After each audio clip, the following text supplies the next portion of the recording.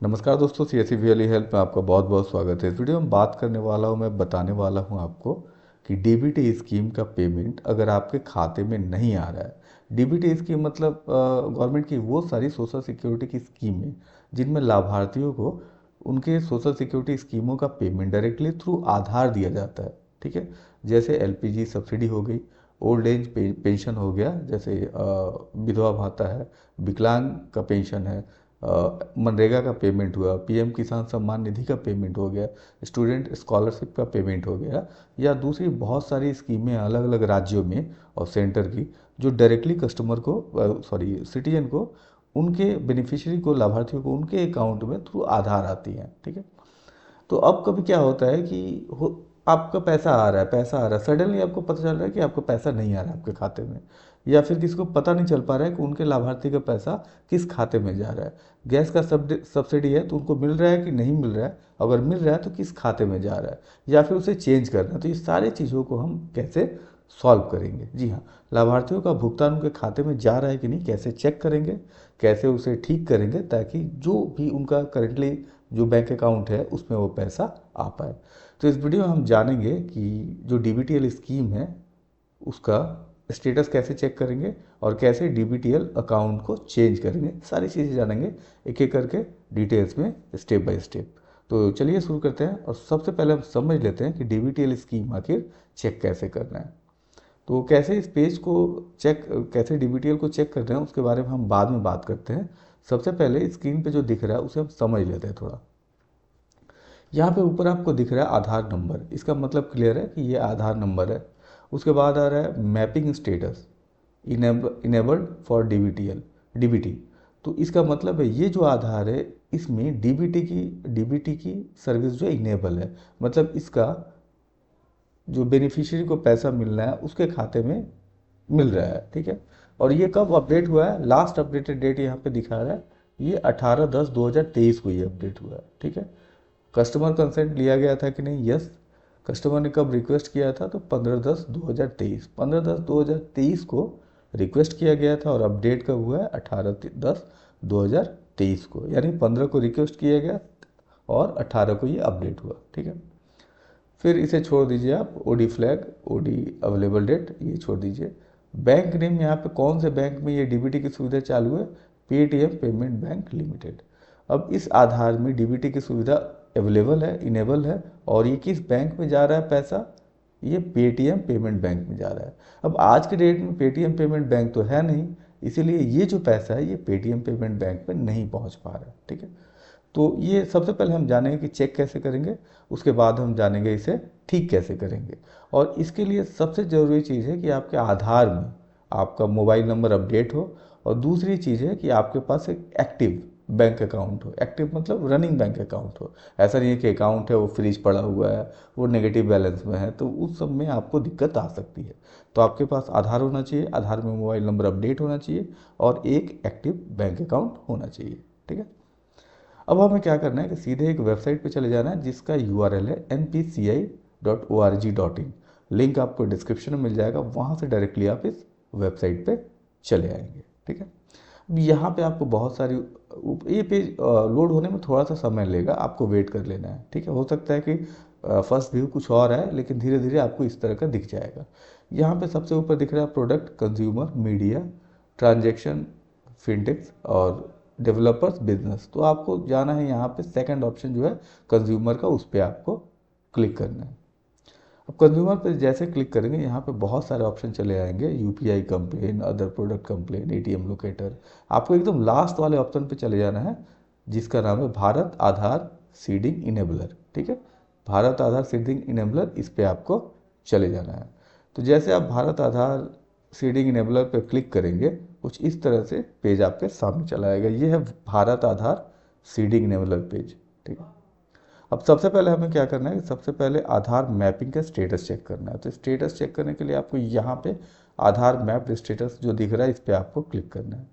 तो इस पर क्लिक करते ही आपसे आधार नंबर मांगेगा, तो यहाँ पे आधार नंबर डाल देना है, फिर आपको ये कैप्चा डाल देनी है, और उसके बाद गेट स्टेटस पे आपको क्लिक करना है।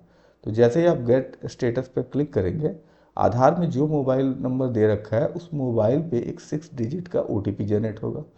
उस OTP को यहाँ डाल के आपको सबमिट पर क्लिक करना है। जैसे ही आप सबमिट पर क्लिक करेंगे कुछ इस तरह से पेज आपके सामने चला आएगा। ये है आधार मैपिंग स्टेटस पेज। ठीक, इसे स्क्रॉल करके थोड़ा सा यहाँ पे ये जो जगह दिख रहा है ना आपको, यहाँ से थोड़ा सा नीचे चले जाएंगे तो आपको दिख जाएगा कि ये जो आधार है वो किस बैंक के साथ मैप्ड है। ठीक है, तो ये यहाँ पे बैंक दिख रहा है। अगर ये बैंक आपका एक्टिव है, ये बैंक करेंटली आप यूज़ कर रहे हैं, तो इसका स्टेटमेंट चेक कीजिए।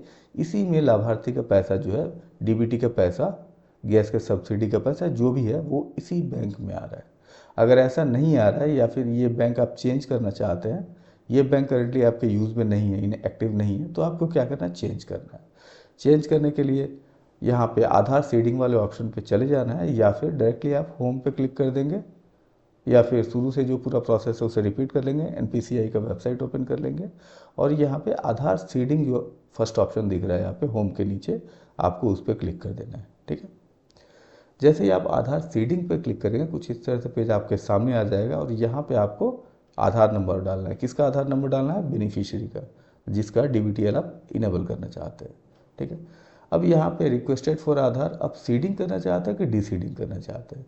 सीडिंग का मतलब ये है कि ये DBT इनेबल करना चाहते हैं, और डीसीडिंग का मतलब है DBT डिसेबल करना चाहते हैं। तो आप सीडिंग पर क्लिक कर देंगे। जैसे ही सीडिंग पर क्लिक करेंगे यहाँ पे सीडिंग टाइप 3 तरह के आपके पास ऑप्शन चले आएंगे। सबसे पहला है फ्रेश सीडिंग, मतलब आपको नहीं पता कि आपका लिंक है कि नहीं, या पहली बार लिंक करा रहे हैं, तो आप फ्रेश सीडिंग पे जाएंगे।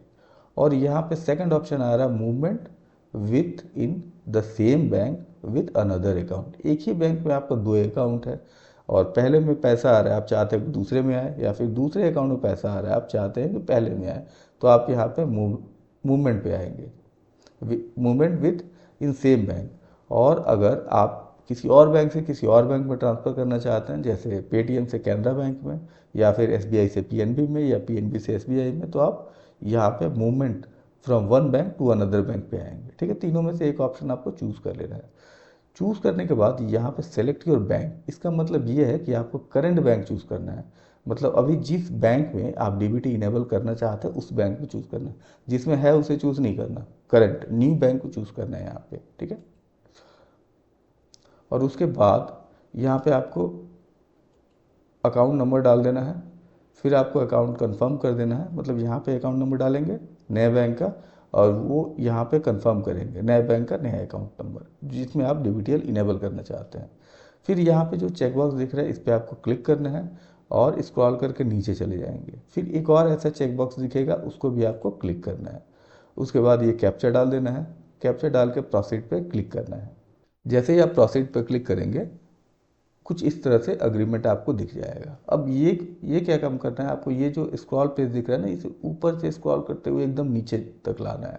ठीक है, नॉर्मली पेज जैसे ही ओपन होगा यहाँ पे एग्री एंड कंटिन्यू का बटन आपको नहीं दिखेगा, तो इसे पूरा स्क्रॉल करके नीचे लाना है, फिर एग्री एंड कंटिन्यू पे क्लिक करना है। तो जैसे ही आप एग्री एंड कंटिन्यू पे क्लिक करेंगे, यहाँ पे जो मोबाइल नंबर आधार में लिंक है उस पर फिर एक 6 डिजिट का OTP जनरेट होगा। उस OTP को यहाँ पे डालना है, डाल के सबमिट पे क्लिक करना है। फिर यहाँ पे देखिए ऐसे चला आएगा, Aadhaar number already map to Kotak Mahindra bank, press okay to initiate the Aadhaar movement to Canara bank if required. ठीक है, मैंने कैनरा चूज़ किया हुआ तो इसीलिए ये दिखा रहा है। अब यहाँ पे कोटक से ये कैनरा पे चला आएगा। अगर मैं यहाँ पे ओके करूँ तो ये प्रोसेस आगे बढ़ जाएगा। अगर मुझे लगता है कि नहीं, ये कोटक महिंद्रा बैंक पे है तो ठीक है, तो मैं कैंसिल करके यहाँ से एग्जिट भी कर सकता हूँ। ठीक है, तो आगे बढ़ने के लिए हम क्या करेंगे, ओके पे क्लिक करेंगे। जैसे ही ओके पे क्लिक करेंगे यहाँ पे एक प्रोसेस बार जाएगा, हो सकता है कि तुरंत ही यहाँ पे सक्सेस बोल के दे दे, या फिर ये प्रोसेस जैसे जैसे आगे बढ़ेगा यहाँ पे आपको दिखा देगा। ये देखिए, Aadhaar seeding is pending status, kindly check after some time. तो ये पूरा प्रोसेस यहाँ तक जाएगा, इसके पास सक्सेस या फेलियर का मैसेज आपको दे देगा। ठीक है, अगर सक्सेस करता है तो कुछ इस तरह से आपको स्क्रीन यहाँ पे देखने को मिल जाएगा। यहाँ पे देख सकते हैं आप रिजल्ट अपडेटेड UID रिकॉर्ड, मतलब आधार का रिकॉर्ड जो है अपडेट हो गया है। सीडिंग स्टेटस क्या है, सक्सेस है, मतलब ये सीडिंग का काम पूरा कंप्लीट हो गया है। और अगर फेल करता है, सीडिंग नहीं होता है, तो कुछ इस तरह से मैसेज आपको दिख जाएगा। यहाँ पे आप देख पा रहे हैं कि no response from bank and cancel by NPCI। तो यहाँ पे क्या है, हो सकता है कि आपका बैंक का सर्वर डाउन हो, बैंक का सर्वर रिस्पॉन्स नहीं करता हो। तो इस केस में क्या करेंगे, अगर सेम ऐसा एरर आपको मिलता है तो आप आधे 1 घंटे बाद ट्राई करेंगे, या सुबह कर रहे हो तो शाम को करेंगे, शाम को कर रहे हो तो सुबह करेंगे। सेम टाइम पे कंटिन्यू आप जितनी बार कोशिश करेंगे आपको रिस्पॉन्स सेम ही मिलेगा लगभग, ठीक है। तो अगर इस तरह का मैसेज आ रहा है तो आप क्या करेंगे, थोड़ा वेट कर लेंगे, थोड़ी देर बाद ट्राई करेंगे। और हो सकता है कुछ इस तरह से मैसेज आए, यहाँ पे देखिए, अकाउंट ब्लॉक्ड और फ्रोजन फेलियर, ठीक है। तो इसका मतलब ये है कि जो अकाउंट आप यहाँ पे दे रहे हैं, जो न्यू अकाउंट आप दे रहे हैं, वो अकाउंट या तो ब्लॉक है या फ्रीज है या नेगेटिव बैलेंस है, जो भी है वो अकाउंट अभी ऐसा नहीं है जिसमें आधार सीडिंग किया जा सके या डीबीटीएल इनेबल किया जा सके, ठीक है। और ये कुछ अगर ऐसा मैसेज देता है तो no response from bank and, तो आपको फिर आधे 1 घंटे बाद ट्राई करना है। तो दोस्तों ये रहा मेरा छोटा सा वीडियो जहाँ पे मैंने आपको बताया कि अगर डीबीटीएल में प्रॉब्लम है, बेनिफिशियरी को, उसका लाभार्थी को उसका पैसा नहीं मिल रहा है, तो उसे आप कैसे चेक करेंगे और कैसे आधार सीडिंग करेंगे या डीबीटीएल इनेबल करेंगे। तो आशा करता हूँ वीडियो मेरा आपको अच्छा लगा हो, पसंद आएगा तो प्लीज़ से लाइक शेयर सब्सक्राइब जरूर करें। तब तक के लिए नेक्स्ट जय हिंद, जय भारत।